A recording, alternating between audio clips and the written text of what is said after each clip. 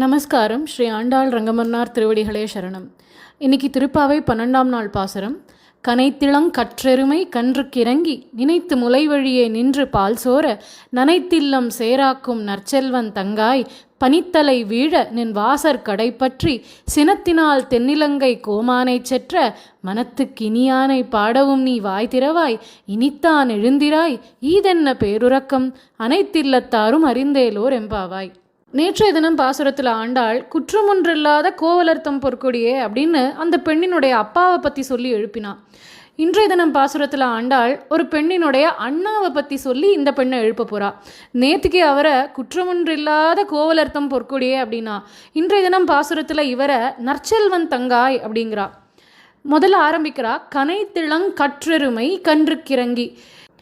மாட்டு தொழுவத்தில் எருமை மாடுகள் ஒரு பக்கம் கட்டப்பட்டிருக்கு, இளம் கன்றுகள் புதுசாக போட்ட கண்ணுக்குட்டிகள் அது இன்னொரு பக்கம் கட்டியிருக்கா. இந்த கண்ணுக்குட்டிகளுக்கு ரொம்ப பசி, அதனால் கன்றுக்குட்டிகளெல்லாம் அழறுது பாலுக்காக. இந்த எருமைகளாலேயோ ஓடி வந்து பால் கொடுக்க முடியல, ஏன்னா இவைகள் இன்னொரு புறம் கட்டப்பட்டிருக்கு. தன் கன்றுக்குட்டிகளை மனசால் நினச்சி அந்த கன்றுக்குட்டிகள் பால் அருந்துவதாக பாவித்து பாலை சுரக்க தொடங்கிறது இந்த எருமை மாடுகள். அதனால் கனைத்திளங் கற்றெருமை கன்றுக்கு இறங்கி அந்த சின்ன கன்றுக்குட்டிகளுக்காக இந்த எருமை மாடுகள் மனம் இறங்கி, மனசில் பாவமே அப்படின்னு தோன்றுதான், என் குழந்தைகள் கத்துறதே அப்படின்னு கன்றுக்கு இறங்கி நினைத்து முலை வழியே பால் உண்பதாக தானே நினைத்து முலை வழியே நின்று பால் சோர, அதனுடைய காம்பு வழியாக பால் தன்னால் பீரிட்டுண்டு ஓடுறது, ஆறா ஓடுறது. நனைத்தில்லம் சேராக்கும் நற்செல்வன் தங்காய். அந்த வழிஞ்சோடின பால் தரையெல்லாம் ஈரமாக்கி அந்த மண் தர பூரா சேரும் சகதியமாக மாறி இருக்கு, சொத சொதன் இருக்கு அந்த இடம் ஈரமாக. அப்படி நனைத்தில்லம் சேராக்கும் நற்செல்வன் தங்காய், அந்த நல்ல செல்வமுடையவனின் தங்கையே அப்படிங்கிறா. இவனையே நற்செல்வன்னு கூப்பிடணும். கடமை தவறின ஒருத்தன் கறக்க வேண்டிய சமயத்தில் பால் கறக்கலை, மாடுகளுக்கும் கஷ்டம், கன்றுக்குட்டிகளுக்கும் கஷ்டம். கடமையை தவறிட்டு இந்த இடையன் எங்கே போனான்னு தெரியல. ஆனால் இவனையும் நற்செல்வன் நல்ல செல்வமுடையவன் அப்படின்னு ஆண்டாள் கொண்டாடுறா. அப்படி என்ன நற்செல்வம் இவன்கிட்ட இருந்தது அப்படின்னா, இவன் தன்னை முழுக்க முழுக்க கிருஷ்ண கைங்கரியத்துக்காகவே ஈடுபடுத்தி கொண்ட ஒருத்தன். அதனால இவன் நற்செல்வனா? அப்போன்னா கடமை தவறலாமா அப்படின்னா அந்த அர்த்தம் இல்லை. இந்த இடத்துல ஒரு உள்ள அர்த்தத்தை உணர்த்துறதுக்காக தான் இந்த காட்சியை இந்த இடத்துல ஆண்டாள் வச்சிருக்கா. இவன் எரும மாடுகளை தான் கறக்கலை நீங்கள் சொல்கிறா, பசுக்களை இப்போ ஏற்கனவே கறந்துட்டான். அதுக்கு என்ன அர்த்தம் அப்படின்னா, பசு கூட்டங்களை கறந்துட்டான், பசு மாடுகள் கிட்ட பால் கறந்துட்டான் அப்படின்னா பசும் பால் பசும் நெய் இது எல்லாமே பெருமாளுக்கு உபயோகப்படுத்தக்கூடிய வஸ்துக்கள். பொதுவாக எருமை பாலையோ எருமைக்கிட்டேருந்து வர நெய்யோ பெருமாள் விஷயங்களுக்கு உபயோகப்படுத்துறது இல்லை. பசுக்கிட்டேருந்து வர வஸ்துக்களை தான் பெருமாளுக்கு ரொம்ப விசேஷமாக பயன்படுத்துவது வழக்கம். அதனால பெருமாள் கைங்கரியம் முன்னிட்டு பசுக்கள் கிட்டேருந்து வேண்டிய பாலெல்லாம் இவன் கறந்துட்டான். ஆனால் லௌகீக விஷயம் அதுக்காக தேவைப்படக்கூடியது எரும மாடுடைய பால், அதோடைய தயிர், அதோடைய வெண்ணெய், நெய் எல்லாம், அதை இவன் மறந்துட்டான். அப்படின்னா இதுக்கு என்ன அர்த்தம் அப்படின்னா, இதோடைய உள்ளர்த்தம் என்ன அப்படின்னா, பகவத் கைங்கரியம் ஞாபகத்தில் என்றைக்கும் இருக்குது, லௌகீக விஷயங்களில் இவனுக்கு ஈடுபாடு இல்லை, அதனால் இவன் நற்செல்வன் அப்படின்னு இதோடைய உள்ளர்த்தம். அப்பேற்பட்ட நற்செல்வனின் தங்காய். நற்செல்வன் அப்படின்னா நீங்காத நல்ல செல்வத்தை உடையவன் அர்த்தம்.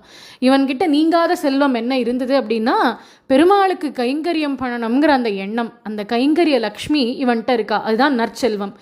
இதே தான் ராமாயணத்தில் இளைய பெருமாளான லக்ஷ்மணனுடைய திருநாமமும். லக்ஷ்மணனுக்கு ஏன் அந்த திருநாமம் வந்தது அப்படின்னா, லக்ஷ்மி சம்பன்னகா, இவன் நீங்காத லக்ஷ்மி கட்டாட்சத்தை கொண்டவன் வசிஷ்டர் அந்த திருநாமத்தை இளைய பெருமானுக்கு சூட்டினார்.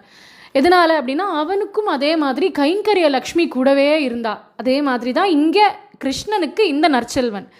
அப்பேற்பட்ட நற்செல்வனுடைய தங்கை அல்லவா நீ இன்னும் எழுந்துக்காமல் இருக்கலாமா? உங்கள் அண்ணாவோ கிருஷ்ண கைங்கரியமே தலையாய கடமைன்னு இருக்கிறவர், அப்பேற்பட்டவருடைய தங்கை நீ இவ்வளோ நாளை தூங்கலாமா அப்படின்னு இந்த தோழியை எழுப்புறா. மேலும் சொல்கிறா, பனித்தலை வீழ நின் வாசற் கடை பற்றி.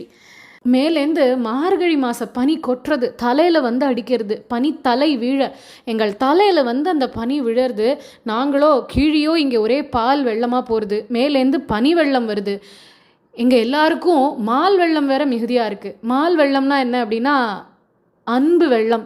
இவா எல்லாருக்கும் கண்ணன் மேலே ஆசை, கண்ணனுக்கு இவா மேலே ஆசை. இப்படி 3 விதமான வெள்ளத்துக்கு நடுவில் தத்தளிச்சுன்னு இருக்கோம். உங்கள் ஆற்று வாசலில் இருக்கிற ஒரு கம்பை பிடிச்சிட்டு நிற்கிறோம்.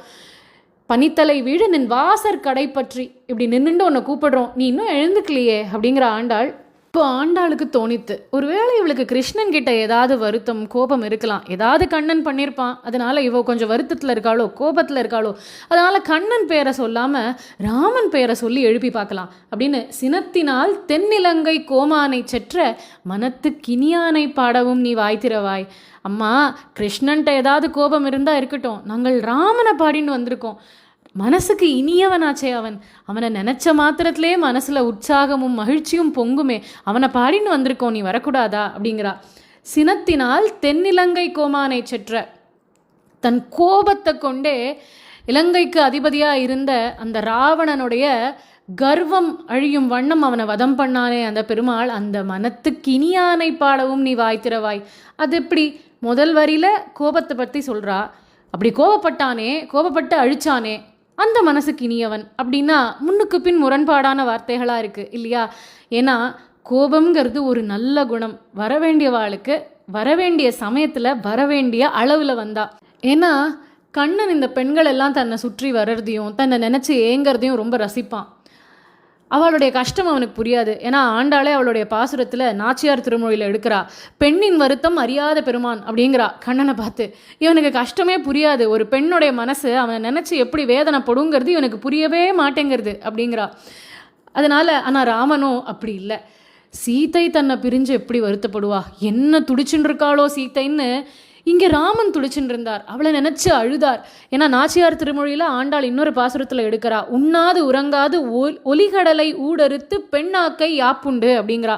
பெருமாள் சாப்பிடல, தூங்கலை, சீத்தையே நினச்சின்னு இருக்கார். சீத்தை என்ன பாடுபடுறாளோ, சீத்தை என்ன பாடுபடுறாளோன்னு. இப்படி ஒரு பெண்ணுக்கு தன் கணவன் எப்படி இருந்தால் பிடிக்கும்? அவள் கஷ்டப்படுறச்சே அவளது கணவனும் கஷ்டப்படணும், அதை நினச்சி வருத்தப்படணும். இவளுக்கு இப்படி ஆயிடுத்தே, இவளுக்கு ஏதோ மன கஷ்டமாக இருக்கே அப்படின்னு அவருக்கும் அந்த வருத்தம் தோன்றணும். அப்போ தான் பெண்ணுக்கு அவளுடைய கணவனுக்கு தன் மேலே நிஜமாக அன்பு இருக்குது அப்படின்றது புரியும். அதை விட்டுட்டு நீ கஷ்டப்பட்டா படு, என் வாழ்க்கை ரொம்ப சௌக்கியமாக இருக்குது, நான் நன்னா இருக்கேன் அப்படின்னு போகிறவாளை பிடிக்காது இல்லையா? ஆனால் அதனால் இந்த இடத்துல இந்த ராமன் எப்படி இருக்கான் அப்படின்னா, சீத்தையோட கஷ்டம் அத்தனையும் ராமனுக்கும் வருது. அதே அளவு பிரிவு வேதனையில் தான் ராமனும் வாடினான்.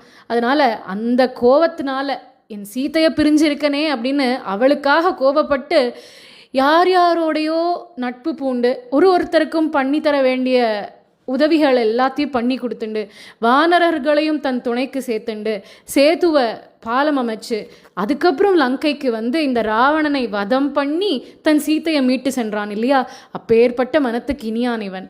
அதனால் இந்த இடத்துல கோபம்ங்கிறது நல்ல கோபம். இந்த கோபம் அவனுடைய நல்ல குணத்தையும் சீத்தை மேலே அவனுக்கு இருந்த பாசத்தையும் காட்டுறது அப்படின்னு மனத்துக்கினியான் அப்படிங்கிறா. இன்னொரு விஷயமும் இருக்குது, பெருமாளுக்கு ஏன் அவ்வளவு கோபம்? சினத்தினால் தென்னிலங்கை கோமானை செற்ற அப்படின்னா, ஹனுமார் ராமனை ஏழை பண்ணிட்டு வரார் அந்த போர் பூமியில், யுத்த பூமியில். அவர் ஏழை பண்ணிட்டு வரார், நீங்கள் இப்போது சண்டை போடுங்க பிரபு, நான் உங்களை தூக்கிக்கிறேன், நான் ஏழை பண்ணிக்கிறேன் உங்களை அப்படிங்கிறார். ராவணன் பார்த்தான், இந்த வானரம் தானே லங்கைக்கே தீ வச்சு லங்கையை சின்ன பின்னமாக்கித்து, அதனால் முதல்ல இவன் மேலே பானத்தை போடுவோம் அப்படின்னு ஹனுமாருடைய திருமேனி பூரா பானத்தால் தொலைக்கிறான் ராவணன்.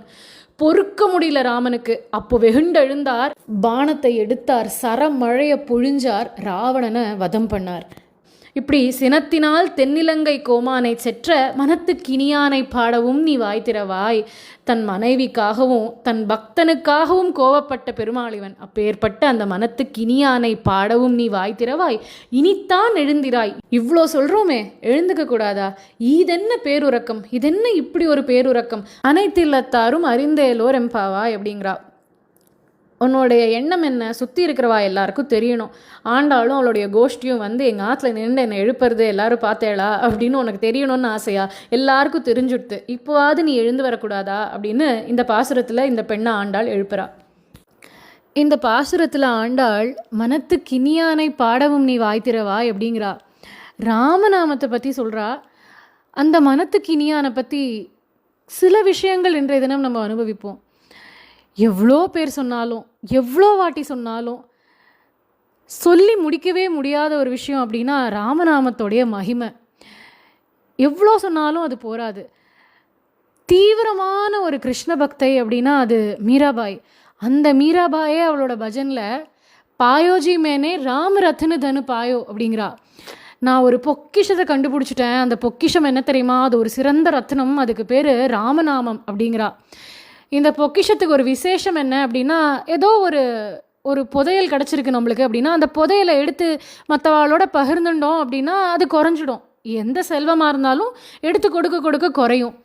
யாராவது திருடிண்டாலும் அது காணாமல் போயிடும். ஆனால் இந்த ராமநாமத்தோட விசேஷம் என்ன தெரியுமா, எவ்வளோ வாரி வாரி வாரி இந்த நாமத்தை இன்னொருத்தருக்கு கொடுத்தாலும் இது குறையாது, அள்ள அள்ள வந்துட்டே இருக்கும். அதே மாதிரி யாரும் இதை ஒருத்தர்கிட்ட இந்த திருடின்னு போகவே முடியாது. அப்பேற்பட்ட பெரிய பொக்கிஷம், ஒரு புதையல் இது, அதை நான் கண்டுன்ட்டேன் அப்படின்னு மீராபாய் தன்னோட பஜனில் பாடுறா. பாயோஜி மேனே ராம் ரத்தன் தன் பாயோ, பாயோஜி மேனே ராम रतन धन पायो, करच न कूटे चोर न लूटे, करच न कूटे चोर न लूटे, दिन दिन बढ़त सवायो, पायो जी मैंने दिन दिन बढ़त सवायो, पायो जी मैंने राम रतन धन पायो, पायो जी मैंने राम रतन धन पायो. இப்படி தீவிரமான கிருஷ்ண பக்தையான மீராபாயும் சரி, கண்ணன் மேலே தீராத காதல் கொண்ட நம்ம கோதையாக இருந்தாலும் சரி, எல்லாரும் ராமநாமத்தை பற்றி பாடின்னு தான் இருக்கா. அதை நம்மளும் சந்தோஷமாக அனுபவிச்சுன்னு இருக்கோம். இந்த ராமநாமம் பெருமாளுக்கு எப்படி வழங்கப்பட்டது அப்படின்னா, தசரதர் புத்திரகாமேஷ்டி யாகம் பண்ணிட்டார். அதன் மூலமாக வந்த பிரசாதத்தை 3 ராணிகளுக்கும் பகிர்ந்து கொடுத்தாச்சு. 3 பேருக்கும் 4 குழந்தைகளும் பிறந்திருக்கா. ராமன், பரதன், லக்ஷ்மணன், அதுக்கப்புறம் சத்ருக்னன். இதில் இந்த 4 குழந்தைகளையும் தொட்டிலில் விட்டுருக்கா. 4 குழந்தையும் ஏதோ காரணத்துக்காக வீல் வீல் வீல் வீல்னு அழறுது. என்ன பண்ணாலும் அழுக நிற்கலை. தசரதற்கு வேதனையாக போய்டுறது. மருத்துவர்கள்லாம் வந்து பார்க்குறா, எதுக்கு இந்த குழந்தைகளை அழறுதுன்னு தெரியல. அப்போது தன் குலகுரு ஆச்சாரியனான வசிஷ்டரை கூப்பிட்டார். இது என்னன்னு தெரியல, நீங்கள் தான் கண்டுபிடிச்சி சொல்லணும், குழந்தைகள் அழுதுண்டே இருக்கா சுவாமி அப்படின்னு. வசிஷ்டர் பார்த்த மாத்திரத்தில் கண்டுபிடிச்சிட்டாராம். சொன்னாராம், தொட்டில் மாற்றி போடணும் அப்படின்னு.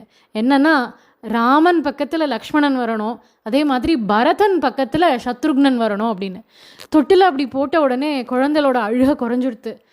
இன்னும் கொஞ்சம் அழுக இருக்கே, இதை எப்படி நிறுத்துறது அப்படின்னா, இந்த மாதிரி 4 தொட்டிலே வேண்டாம், மொத்தம் 2 தொட்டில் போகிறோம். ராமன் லக்ஷ்மணன் ஒரு தொட்டிலையும் பரதனையும் சத்ருக்னனையும் இன்னொரு தொட்டிலையும் போடுங்கோ அப்படின்னாராம். இப்படி போட்ட உடனே பசங்க அழுகை நிறுத்திட்டா. தசரதருக்கு அவ்வளோ சந்தோஷம். என் குழந்தைகளை இவ்வளோ நன்னா புரிஞ்சு வச்சுட்டு இருக்கேங்கோ, அதனால் நீங்கள் தான் குழந்தைகளுக்கு நாமகரணம் பண்ணி வைக்கணும், ஒரு நல்ல பெயராக சூட்டுங்கோ அப்படின்னு சொல்ல, வசிஷ்டர் 4 குழந்தைகளுக்கும் பேர் வைக்கிறார். அதில் முதல் குழந்தைக்கு ராமன்னும், 2ஆவதாக பிறந்த குழந்தைக்கு பரதன்னும், 3ஆவதாக பிறந்த குழந்தைக்கு லக்ஷ்மணன்னும், 4ஆவதாக பிறந்த கடைசி குழந்தைக்கு சத்ருக்னன்னும் பேர் வைக்கிறார். அதில் சத்ருக்னனுக்கு ஏன் சத்ருக்னன்னு பேர் வந்தது அப்படின்னா, சத்ருக்னோ நித்திய சத்ருக்னஹா, இந்த சத்ருக்னன் நித்திய சத்ருக்களை வென்றவன் அப்படின்னு அர்த்தம்.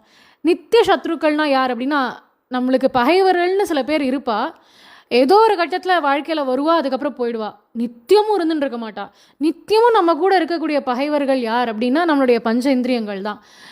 இந்த 5 புலன்கள் தான் நம்மளை நல்ல விஷயத்தில் ஈடுபட விடாமல் டிஸ்ட்ராக்ட் பண்ணி டைவர்ட் பண்ணிகிட்டே இருக்கும். இந்த 5 புலன்களையும் வென்றவன் தான் சத்ருக்னன். இந்த 5 புலன்களையும் வென்று தன் மனசை பாகவத கைங்கரியத்தில் ஈடுபடுத்தினான். யார் இங்கே பாகவதர் அப்படின்னா, இந்த இடத்துல பரதன் தான் அந்த பக்திமான். ஏன்னா ராமன் மேலேயே என்றைக்கும் பக்தியோடு இருந்தார் பரதாழ்வார். அதனால பரதனுக்கே கைங்கரியம் பண்ணுறதுக்காக பிறவி எடுத்தவர் தான் சத்ருக்னன்.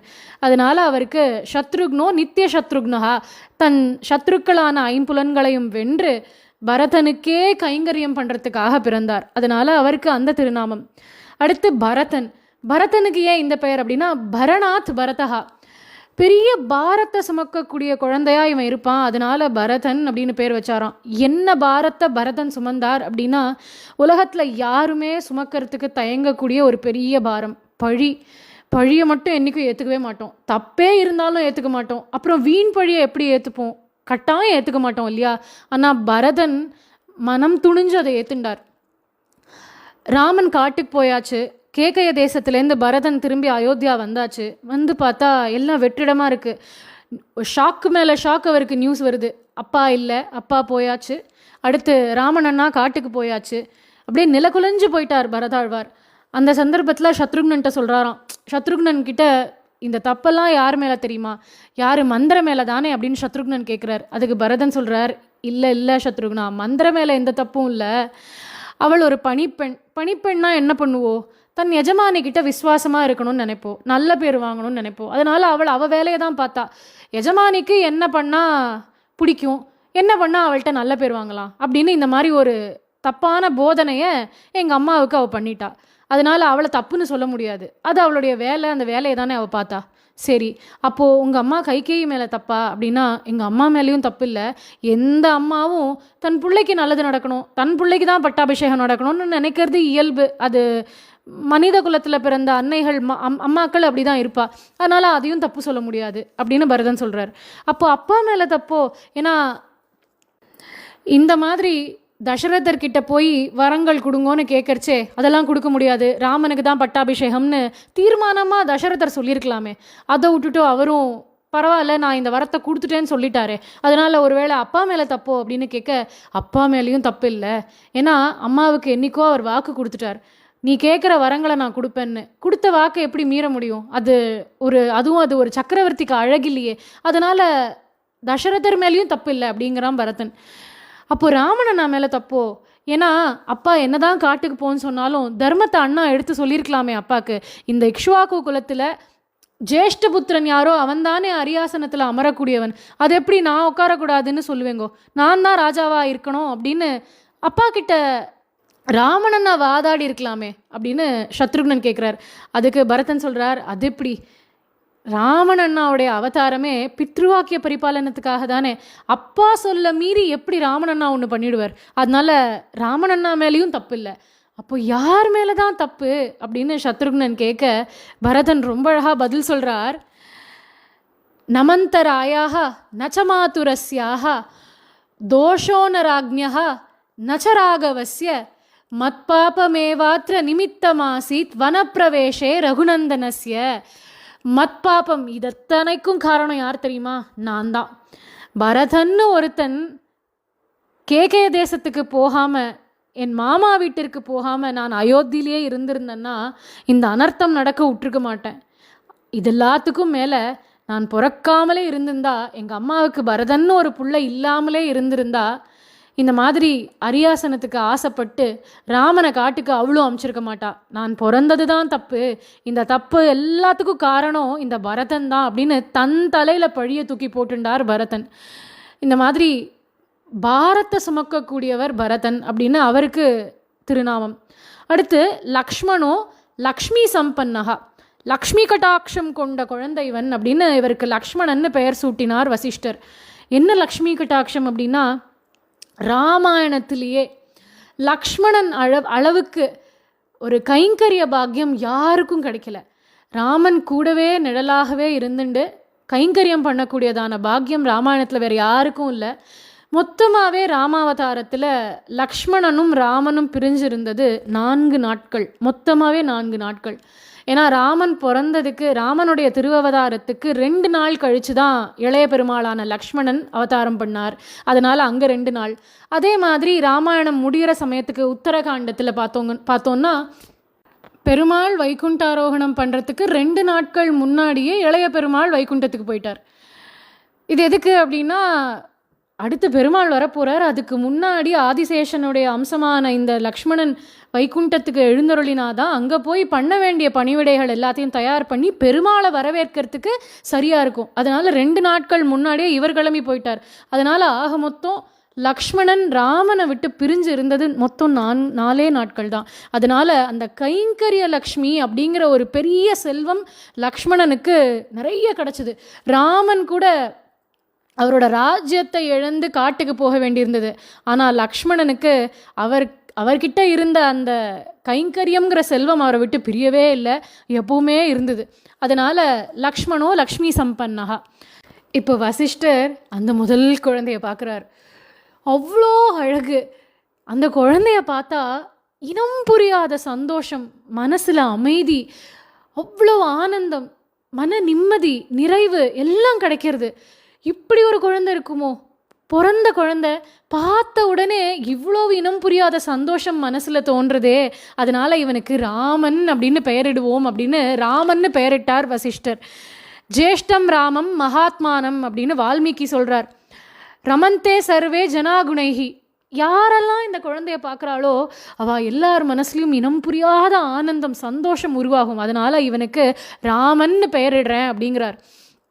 அதுதான் ஆண்டாள் இந்த பாசுரத்தில் எடுக்கிறா. மனத்துக்கினியான். அவனை பார்த்தா பார்த்துட்டே இருக்க தோணும், அவனை விட்டு கண்கள் அகலவே அகலாது. அதை தான் கம்பரும் அவருடைய கம்பராமாயணத்தில் சொல்கிறார். மிதிலா நகரில் இருக்கிற ஸ்திரீகள் எல்லாம் ராமலக்ஷ்மணாவை பார்க்குறா. ராமன் அப்போ தான் வரார் மிதிலைக்குள்ள, விஸ்வாமித்ரரோட பிரவேசம். ராமனை பார்த்த மிதிலா நகர் பெண்கள்லாம் சொல்லிக்கிறா, பார்த்தவா பார்த்த மாதிரியே இருக்கா. தோள் கண்டார் தோளே கண்டார், தொடுகழல் கமலம் அன்ன தாள் கண்டார் தாளே கண்டார், தடக்கை கண்டாரும் அக்தே வாழ் கொண்ட கண்ணார் யாரே வடிவினை முடிய கண்டார், ஊழ் கொண்ட சமயத்தன்னான் உருவு கண்டாரை ஒத்தார். இந்த பெருமாளினுடைய ஏதாவது ஒரு அங்க அவயவத்தை பார்த்தவா அதை மட்டுமே தான் பார்த்துட்டு இருப்பா. அதை தாண்டி இன்னொன்னத்தை பார்க்கணும்னு தோணாது. அவனுடைய அந்த திருக்கண்களை பார்த்தா கண்களே தான் பார்க்க தோணும், தோள்களை பார்த்தா தோளை மட்டுமே ரசிச்சுட்டு இருக்கணும் பார்த்துன்னு தோணும். அவனுடைய திருவடியை பார்த்தாச்சுன்னா எதுவுமே வேண்டாம், அந்த திருவடி ஒன்றே போரும் அப்படின்னு மனசு அங்கே தான் லயிக்கும். இவனுடைய வடிவழக முழுக்க பார்த்தவா அங்கே யாருமே இல்லையாம். ஏன்னா அவ ஒரு அங்க அவயவத்தை பார்த்து அதை பார்த்த வண்ணம் அப்படியே இருக்கா, மெய்மறந்து நிற்கிறா. அவளால் அடுத்த ஒரு விஷயத்தை பார்க்கணுன்னு கூட அவளுடைய புத்தியானது போகலை. இந்த அளவுக்கு ரசித்து எழுதியிருக்கார் கம்பர். இப்படி தான் அந்த பெருமாளுக்கு ராமன் அப்படிங்கிற அந்த திருநாமம் சூட்டப்பட்டது. அடுத்து இந்த ராமநாமமானது வால்மீகி பகவானுடைய வாழ்க்கையை எப்படி மாற்றித்து அப்படிங்கிறத கொஞ்சம் அனுபவிக்கலாம். இது பல பேருக்கு தெரிஞ்ச சரித்திரமாக இருக்கும். வால்மீகி முதல்ல ஒரு வேடுவனாக இருந்தார். அந்த வேடுவனுக்கு பெயர் ரத்னாகரன் ஒரு சில இடத்துல சொல்கிறா, ஒரு சில இடத்துல ஹாரித்தன்னு சொல்கிறா, ஒரு சில இடத்துல அக்னி சர்மா அப்படின்னு சொல்கிறா. எதுவாக இருந்தாலும் அவர் ஒரு வேடுவனாக இருந்தார். ஒரு வேடுவனாக இருந்துட்டு அதில் வந்த சம்பாத்தியத்தை வச்சு தன் குடும்பத்தை நடத்தின்னு இருந்தார். அது அவருக்கு அவ்வளோ போதுமானதாக இல்லை. அதனால் என்ன பண்ணுறதுன்னு பார்த்து கடைசியில் கொள்ளை அடிக்கலான்னு இறங்கிட்டார். போகிறவா வரவான்னு எல்லார்கிட்டையும் வழிப்பறி பண்ணுவார். அந்த மாதிரி ஒரு சமயம் நாரதர் அந்த காட்டு வழியாக வர நாரதரையே இவர் வழிமறித்து கொள்ளடிக்க பார்க்குறார். அப்போ நாரதர் கேட்குறாரு, இது என்ன கொடுமையான ஒரு தொழில், இதெல்லாம் ஒரு தொழில்னு பண்ணுவாளா அப்படின்னு. அதுக்கு ரத்னாகரன்ற இவர் சொல்கிறார், இந்த வேடுவன் சொல்கிறார், ஆமாம் எனக்கு ஒரு குடும்பம் இருக்குது, என் குடும்பத்தை நான் பார்க்க வேண்டாமா, அதுக்கு பைசா சம்பாதிக்கணும்ல, இப்படி ஏதாவது பண்ணாதான் உண்டு அப்படிங்கிறார். அதுக்கு நாரதர் சொல்கிறார், நீ இதில் பணம் மட்டுமா சம்பாதிக்கிற, பாபத்தையும் சேர்த்து சம்பாதிக்கிற, பணத்தில் பங்கு போட்டுக்கிறாளே உன் குடும்பத்தினர், உன் பாபத்தில் பங்கு போட்டுப்பாளா அப்படின்னு போய் கேளு அப்படிங்கிறார் நாரதர். அதனால் இந்த வேடுவனும் போகிறார். அவள் ஆற்றுக்கு போய் எல்லார்கிட்டையும் கேட்கலாம் அப்படின்னு நேராக போய் தன் மனைவிட்ட கேட்குறார். இந்த மாதிரி இத்தனை நாள் கொள்ளை அடித்து தான் உங்களுக்கெல்லாம் பைசா சம்பாரிச்சுன்னு வந்து கொடுத்துன்னு இருந்தேன், என்னுடைய இந்த பாவ காரியத்தில் நீங்கள்லாம் பங்கு எடுத்துப்பீங்களா, நான் பண்ணது தப்பு தான், பாவம் தான், ஆனால் அதில் நீங்கள்லாம் பங்கு எடுத்துப்பீங்களா அப்படின்னு கேட்க மனைவி ஒரே வார்த்தையில் பதில் சொன்னான், உங்களுக்கு சாஸ்திரமே தெரியாதா, கணவனுடைய பாவத்தில் என்றைக்குமே மனைவிக்கு பங்கு கிடையாது, ஆனால் கணவனுடைய புண்ணிய காரியத்தில் மட்டும் சரி பாதி மனைவிக்கு பங்கு உண்டு, அதனால் உங்கள் பாவத்தில் எனக்கு பங்கு இல்லை, அதனால் இதில் நான் வரவே மாட்டேன் அப்படின்னுட்டா. அடுத்து சரி குழந்தைகிட்ட போய் கேட்கலாம் அப்படின்னு தன் பசங்கக்கிட்ட போய் கேட்டால் அவள் சொல்கிறாளாம், அப்பா நாளைக்கு நீங்கள் ஏதோ ஒரு களவில் மாட்டுறீங்கோ, ஏதோ திருடி மாட்டுறீங்கன்னா உங்களை ராஜா வந்து யாரை கைது பண்ணுவா, என்ன தான் பண்ணுவா, உங்களை தானே பண்ணுவா, அப்போ அவளுக்கு தெரியறதில்ல தப்பு உங்கள் மேலே தான்னு, அப்புறம் எப்படி பாப்பம் மட்டும் எங்களுக்கு வரும், அதுவும் உங்களுக்கு தான் எங்களுக்கு இல்லை அப்படின்னு அந்த குழந்தைகள் பதில் சொல்ல, அப்போதான் தோணித்து அந்த வேடுவனுக்கு நம்ம சம்பாத்தியத்தில் பங்கு போட்டுண்டவா யாரும் நம்ம பாவத்தில் பங்கு போட்டுக்கிறதுக்கு தயாராக இல்லை. இப்படி பெரிய பாவங்களெல்லாம் சம்பாதிச்சு இவ்வளோ தப்பு பண்ணிட்டோமே, இந்த பாவத்தை எப்படி கழிக்கிறது? நேராக ஓடி வரார் நாரதர்ட்டியே. நாரதர்ட்டு வந்து அழறார், நான் தப்பு பண்ணிட்டேன், இப்போ மனம் திருந்தி வாழணும்னு ஆசைப்படுறேன், இந்த பாவத்தெல்லாம் நான் எங்கே போய் அலம்புறது அப்படின்னு கேட்குறார். நாரதர் சொல்கிறார், தப்பை உணர்ந்துட்ட இல்லையா, திருந்தணும்னு முடிவு பண்ணிட்ட இல்லையா, அப்போது ராமநாமத்தை ஜபம் பண்ணு, இந்த நாமமானது உன்னுடைய எல்லா பாபங்களையும் போக்கும் அப்படின்னு. இங்கே நாரதர் ரொம்ப தெளிவாக சொல்கிறார், பண்ண பாபங்களை உணர்ந்து திருந்தினவனுக்கு ராமநாமமானது பாபத்திலேருந்து விமோச்சனம் கொடுக்கும். அதனால நாம சொல்லிட்டு பாபம் பண்ணுறது அதனால் எந்த பிரயோஜனமும் இல்லை. அதனால் திருந்தின ஒருத்தருக்கு அவளுடைய பாபங்களை அந்த நாமமானது போக்கும். அதனால் இவர் சொல்கிறார், ராமநாமத்தை ஜபம் பண்ணுப்பா அப்படின்னு. இந்த ரத்னாகரனுக்கு வாயில் ராமநாமம் கூட வரல. ஏன்னா நாமம் நாக்கில் உட்கார்றதுக்கே புண்ணியம் பண்ணியிருந்தாதான் நாமமே நாக்கில் அமரும். இவருக்கு வரல, மராமரான்னு தான் ஆரம்பிக்கிறார். அந்த மராமராமன்னு மாறுறது. இப்படி அந்த ராமநாமத்துடைய ருச்சியில் மூழ்கி போய் பகல் இரவு பசி தூக்கம் தாகம் எல்லாம் மறந்து ஆழ்ந்த தியானத்தில் அப்படியே உறைஞ்சு போயிட்டார் இந்த ரத்னாகரன். அவரை சுற்றி ஒரு கரையாம் புத்தே எழுப்பிடுத்து. இப்படி இருக்க ராமநாமம் அந்த ஒலி மட்டும் வருது அந்த புத்துக்குள்ளேருந்து. நாரதர் திருப்பியும் வந்து பார்க்குறாரு. பார்த்தா அந்த இடத்துல ஒரு புத்து தான் இருக்குது, ஆனால் உள்ளேந்து ராமநாமம் மட்டும் கேட்டுட்டே இருக்குது. தன் கையில் இருந்த கமண்டலத்தில் இருந்த ஜலத்தை எடுத்து அந்த புற்றின் மீது தெளிக்கிறார். அந்த புத்து அப்படியே கரைஞ்சுடுறது. உள்ளே இருந்தது யார் அப்படின்னா அந்த ரத்னாகரன் அப்படிங்கிற அந்த வேடுவனோ கொள்ளக்காரனோ இல்லை. உள்ளேந்து இப்போது ஒரு மகரிஷியாக எழுந்து வரார் அந்த ரத்னாகரன். சமஸ்கிருதத்தில் வல்மீகம் அப்படின்னா புத்துன்னு பேர். புத்துக்கு வல்மீகம்னு சொல்லுவா. புத்துக்குள்ளேந்து இவர் வந்ததுனால இவருக்கு வால்மீகி அப்படிங்கிற திருநாமம் அன்றைய தினத்திலேருந்து ஏற்பட்டது. இப்படி ஒரு கொள்ளக்காரனா ஒரு வேடுவனா இருந்தவர் ஒரு மகரிஷியாக மாறினார் அப்படின்னா அதுக்கு அந்த ராமநாமம் ஒன்றே காரணம். மகரிஷியாக மாறினதோடு மட்டும் இல்லாமல் வால்மீகியை பகவான் இன்றளவும் நம்ம கொண்டாடுறோம். இன்னொன்று மகா புண்ணிய காவியமான அந்த ஆதி காவியமான ராமாயணத்தை இந்த உலகுக்கே கொடுத்த பெரிய பெருமை இவருக்கு தான் சேரும். அப்படின்னா அந்த ராமநாமம் அவருக்கு எவ்வளோ அனுகிரகம் பண்ணியிருக்கு. இதுதான் ராமநாமத்தினுடைய மகிமை. பொதுவாக காஷியில் யாராவது இறந்து போயிட்டான்னா அவளுக்கு மோட்சம்னு சொல்கிறது உண்டு. அதுக்கு என்ன காரணம் அப்படின்னா, காஷியில் யார் இருந்தாலும் அவளினுடைய தலையை தன் மடியில் எடுத்து வச்சுண்டு சிவபெருமான் அவளுடைய காதில் தாரக மந்திரமான ராமநாமத்தை சொல்லுவாராம். அதனால் அந்த ஜீவனுக்கு மோட்சம் கிட்டும். இதை ஸ்ரீ ஆதிசங்கர பகவத்பாதர் அவருடைய ஸ்ரீராம புஜங்க பிரயாத்த ஸ்தோத்திரத்தில் சொல்கிறார். யதா வர்ண யத்கர்ண மூலே அந்த காலே சிவோ ராம ராமேதி காஷ்யாம் ததேகம் பரம் தாரக பிரம்மரூபம் பஜேகம் அப்படிங்கிறார்.